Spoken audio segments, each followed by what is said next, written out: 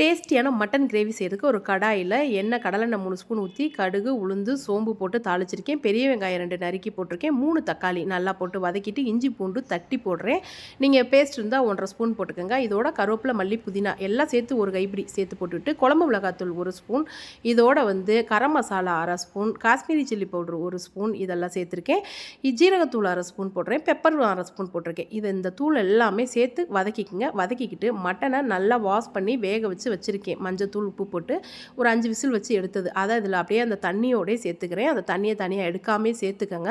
உப்பு தேவையான அளவு போட்டு கொதிக்க விடுங்க. இப்போ ஒரு 10 முந்திரி, தேங்காய் ஒரு பாதி தேங்காய் ஒரு முடியில் பாதி நல்லா நைஸாக அரைச்சிக்கோங்க. கசகசா 1 ஸ்பூன் சேர்த்துக்குங்க. நைஸாக அரைச்சி நல்லா கொதித்து வர்ற அந்த மட்டன் கிரேவியில் அதை சேர்த்துருங்க. சேர்த்துட்டு அது ஒரு 10 நிமிஷம் கொதிக்கட்டும். கொதித்து வந்ததுக்கப்புறமா கருவேப்பிலை மல்லி போட்டு தூவி எடுத்துக்கலாம். உங்களுக்கு செமி கிரேவியாக வேணும்னா இந்த மாதிரி எடுத்துக்கலாம், இல்லை திக்காக வேணுனாலும் எடுத்துக்கலாம்.